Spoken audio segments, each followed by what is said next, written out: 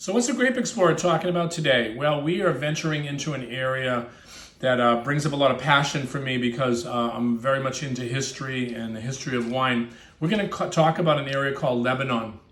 And Lebanon has quite a fascinating history. And if you're not familiar with the area that I'm going to talk about, we're talking about the Beqaa Valley here. And you can see this is a map of Lebanon. And you can see the Mediterranean Sea here. You've got Beirut, which is the largest city here. And we are talking about this area, which is in the foothills of what's called the Beqaa Valley, which is the largest mountain range in all of Lebanon. But we are highlighting a very interesting property here. This is called Chateau Kefraya. I've had some nice experiences with this property. Had a chance to meet the export manager close to 3 years ago. We tasted the whole range. And of course, they make everything from white wines to rosés to top-level reds. We're going to talk about the red here today because I think it's fabulous wine. But I'm also going to talk about something that I think is interesting. So I broke out my Hugh Johnson story of wine, and Hugh talks about the history of wine, and he also identifies this area as the ancient world of wines. And we're talking about vinicultural areas that were 5,000 BC. Yes, 5,000 BC. There were grapes growing in this area and wine production also in this area.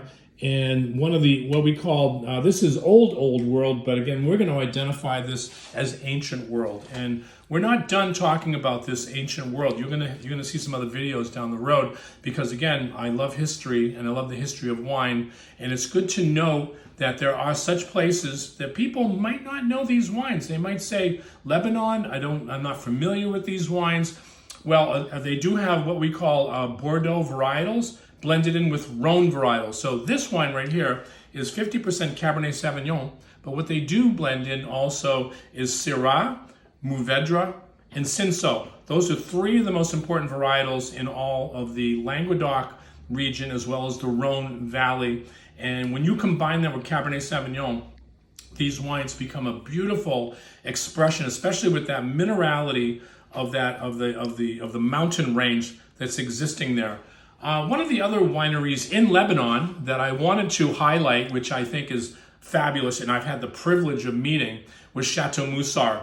One year we had an opportunity to buy a cellar of wines. Part of that cellar had old vintages of Chateau Musar.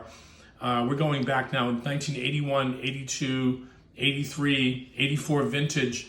And I wanted to do a vertical one time. And so when I was in Bordeaux, I made it a point of going to Chateau Musar. And who should I see was the owner, Hokar. And as you're zooming in on this map here again, I wanted to read a little bit about this vineyard. So Gaston Hokar, and I actually met Serge Hokar.